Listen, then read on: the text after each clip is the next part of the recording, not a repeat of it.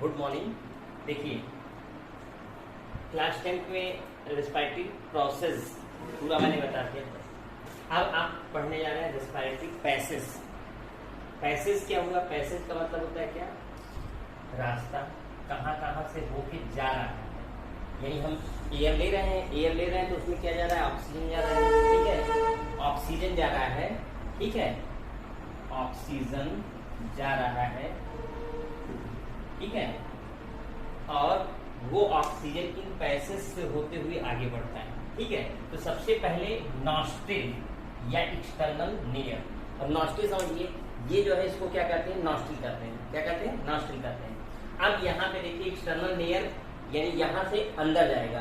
तो ये जो आपका है पैसेज, इसको हम क्या कहते हैं? Nasal chamber. यहाँ पे है नेजल चेम्बर, यानी कि नॉस्ट्रिल को ही हम एक्सटर्नल लेयर कहते हैं। यहाँ से कहाँ जाएगा? Nasal chamber. और जाके ये खुलता कहाँ पे है? फेरिंग्स में खुलता है। कहाँ पर खुलता है?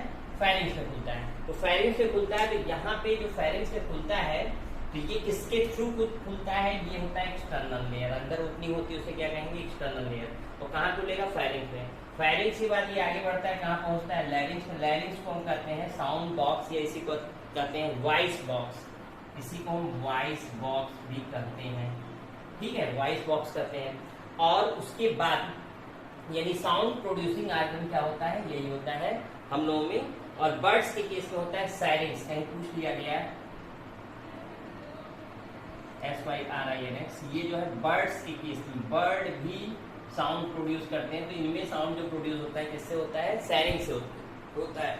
हम लोगों में साउंड प्रोड्यूस कैसे होता है? लैरिंग से साउंड प्रोड्यूस होता है। तो इसलिए इसको हम कहते हैं साउंड बॉक्स, या इसी को कहते हैं वॉइस बॉक्स, या इसी को साउंड प्रोड्यूसिंग आर्गन कहते हैं। अब अगला देखिए है ट्रैकिया। ट्रैकिया को हम क्या कहते हैं? विंड पाइप कहते हैं। ट्रैकिया को क्या कहते हैं? विंड पाइप कहते हैं, ठीक है। और फूड पाइप आपने पढ़ा है डाइजेस्टिव सिस्टम में, इसोफेगस को क्या कहते हैं? फूड पाइप कहते हैं। इसके बाद ये जो है ट्रैकिया, ये है ट्रैकिया आपका, ठीक है। ट्रैकिया दो पार्ट में डिवाइड हो गया।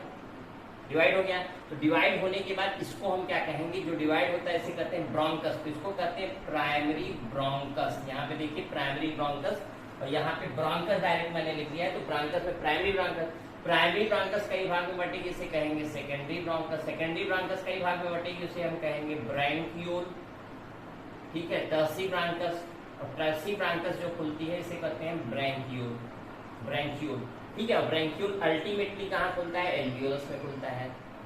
एल्वियोलस में खुलता है। ये एल्वियोलस हो गया। यहाँ से गैसेस एक्सचेंज होता है, यानी यहाँ से ऑक्सीजन चला जाएगा ब्लड में, और ब्लड से कार्बन डाइऑक्साइड चला जाएगा यहाँ पे, ठीक है। तो यहाँ पे देखिए ट्रैकिया से कहाँ पहुंचा? ब्रोंकस में पहुंचा। ब्रोंकस में मैंने क्या बताया? Primary bronchus, secondary bronchus, टर्सी bronchus. उसके बाद कहाँ पहुंचेगा? ब्रैंकियोल में पहुंचता है। ये देखिए ब्रैंकियोल हो गया। और ब्रैंकियोल अल्टीमेटली कहाँ खुलेगा? एल्वियोलस में खुलता है। यहाँ देखिए एल्वियोलस मैंने लिखा है यहाँ पे। और एल्वियोलस से ये ऑक्सीजन चला जाएगा कहाँ पे? ब्लड में चला जाएगा। ब्लड से कार्बन डाइऑक्साइड कहाँ चला जाएगा? एल्वियोलस में चला जाएगा, यानी गैसियस एक्सचेंज यहाँ पे हो जाएगा। अब ये थोड़ा सा स्ट्रक्चर इसका देख लीजिए। ट्रैकिया की बाहर की तरफ कार्टिलेजिनस रिंग पाई जाती है। और ये रिंग कैसे होती है? इस टाइप से होती है, इस टाइप से होती है। यानी कि अगर आप देखेंगे तो इसका शेप क्या है? सी शेप्ड होता है, इस टाइप से होता है, ठीक है। तो डार्सल, ये हम लोग का कौन सा साइड है? वेंट्रल साइड है। तो इसका मतलब कवर्ड होता है वेंट्रली और अनकवर्ड होता है डार्सली। हमेशा याद रखिए, जो फ्रंट जो ये होता है, ये कौन सा जगह होता है? इसको हम बोलते हैं पोजीशन क्या होती है? वेंट्रल। और बैक साइड में पीठ की तरफ जो पोजीशन होती है उसे क्या कहते हैं? डार्सल। तो ये कवर्ड इस टाइप से कवर्ड रहता है, ठीक है। कवर्ड रहता है, यानी कि वेंट्रल साइड से कवर्ड रहता है, लेकिन डार्सल साइड से अनकवर्ड रहता है। यानी कि ये कंप्लीट रिंग नहीं होती है। ये पूछा भी गया है, नीट में एक बार पूछा गया है कि ये जो है कंप्लीट रिंग होती है या इनकम्प्लीट रिंग होती है। तो याद रखिए ये इनकम्प्लीट रिंग होती है। ये जो है कंप्लीट रिंग नहीं होती, इनकम्प्लीट रिंग होती है। इनकम्प्लीट रिंग होती है। तो कार्टिलेजिनस रिंग जो है, अभी जल्दी के पेपर में पूछा गया था, मैं पेपर सॉल्व करवा रहा था, तो इनकम्प्लीट रिंग होती है कार्टिलेजिनस रिंग, ठीक है। यानी कि किस साइड में कवर्ड रहता है? तो कवर्ड वेंट्रली, वेंट्रल साइड में कवर्ड रहता है, जबकि अनकवर्ड होता है डार्सल साइड में, ठीक है। तो ये आपका जब डायग्राम देखेंगे तो ये आपका राइट लंग्स हो गया, लंग्स, और ये हो गया लेफ्ट लंग्स हो गया डायग्राम इसका। लंग्स का अगर डायग्राम देख रहे हैं तो यहाँ पे राइट लंग्स इधर हो गया, लेफ्ट लंग्स इधर हो गया। अब राइट साइड में ये हल्का सा दबा हुआ है, ठीक है, अंदर की तरफ दबा हुआ है, जिसे हम कहते हैं cardiac notch, CARDIAC, cardiac notch, cardiac notch. अब कार्डियक नॉच में ही जो हल्का सा डिप्रेशन है तो यहीं पे क्या पाया जाता है, हार्ट पाया जाता है, ठीक है। तो अब क्वेश्चन पूछा गया, बताइए हार्ट किस साइड में होता है, तो लेफ्ट साइड में होता है। हार्ट किस साइड में, स्लाइडली लेफ्ट साइड में। क्वेश्चन आगे पूछा गया, नीट में पूछा गया क्वेश्चन है कि अगर ये राइट साइड में शिफ्ट हो जाए तो उसको क्या कंडीशन कहेंगे। तो यहाँ देखिए अभी मैं बता रहा हूँ कुछ इससे रिलेटेड क्वेश्चन, आप समझ लीजिए। अगर ये शिफ्ट हो जाए, यानी आप पॉइंट लिखेंगे, क्या लिखेंगे, if heart shifted right side, right side में अगर शिफ्ट करता है तो उसको हम कहते हैं, कंडीशन को कहते हैं डेक्स्ट्रोकार्डिया।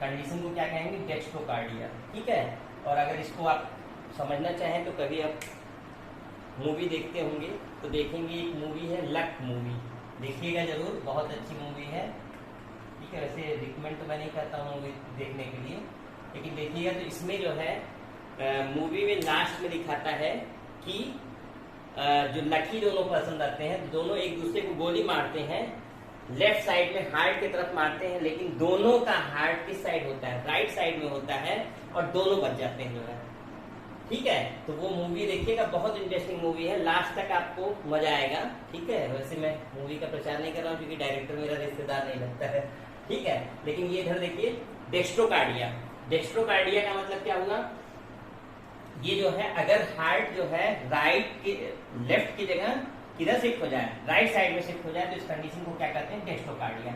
इसका मतलब ये बहुत रेयर केस है, 8-10 हजार लोगों में कहीं एक इक्के के दुक्के के पास होता है, लेकिन लक उन दोनों का सही था, दोनों में डेक्स्ट्रोकार्डिया कंडीशन थी, और दोनों एक दूसरे को गोली मारते हैं, बच जाते हैं, ठीक है। मूवी देखिएगा जरूर, ठीक है, फिलहाल पढ़ाई करते रहिए। यहाँ देखिए बाहर की तरफ, हार्ट में बाहर की तरफ जो होता है वाल जो होती है, मेम्ब्रेन होती है, इसे कहते हैं पेराइटल प्लूरा। अंदर की तरफ जो होता है इसे क्या कहते हैं, विसरल प्लूरा।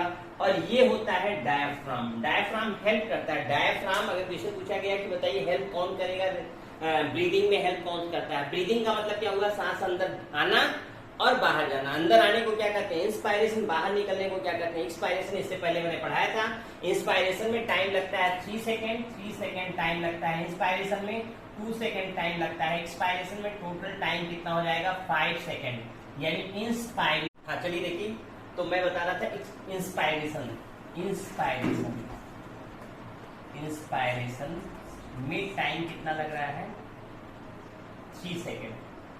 और दूसरा है एक्सपायरेशन में टाइम कितना लगता है, 2 सेकेंड, ठीक है। टोटल टाइम अगर देखा जाए तो 5 सेकेंड लगता है, ठीक है। अगर पूछा जाए ब्रीदिंग रेट ऑफ ब्रीदिंग, ठीक है, रेट ऑफ ब्रीदिंग, तो आप निकाल लीजिए। ये देखिए 5 सेकेंड में 1 टाइम ब्रीदिंग हो रही है, ठीक है। तो यहाँ पे आप देखेंगे 1 सेकेंड में 1/5 टाइम्स। और अगर हम देखेंगे 60 सेकेंड का मतलब क्या हुआ, 1 मिनट कितना हो जाएगा, 60 मल्टीप्लाइड बाई 1/5, ये कैंसिल आउट हो जाएगा 12। तो बुक में लिखा गया 12 to 16 टाइम्स पर मिनट, ये आपका हो गया ब्रीदिंग रेट। 12 to 16 टाइम्स पर मिनट, ये क्या हो गया, ब्रीदिंग रेट। अब जो है यहाँ पे देखिए है क्या, मैंने बताया कि आपका पेराइटल विसरल प्लूरा ये प्रोटेक्ट करने का काम कर रहा है, किसको लंग्स को प्रोटेक्ट करने का काम करता है पेराइटल और विसरल प्लूरा। अब देखिए डायफ्राम है, डायफ्राम जो होता है ये डोम शेप होता है, एक्सपायरेशन की ये मैंने बताया अभी, इंस्पायरेशन के समय, ठीक है। तो अगर पूछा जाएगा कौन कौन इसमें हेल्प करता है, तो यहाँ पे एक तो इंस्पायरेशन एक्सपायरेशन में हेल्प कौन करता है, एक तो करता है आपका ये डायफ्राम, और दूसरी बात है यहाँ पे जो अगर आप देख रहे हैं तो ये देखिए आपका रिब्स है और रिब्स को कनेक्ट करती हैं मसल्स, ठीक है। और ये हो गई मसल्स, ठीक है। तो सपोज दैट ये आपका एक्सटर्नल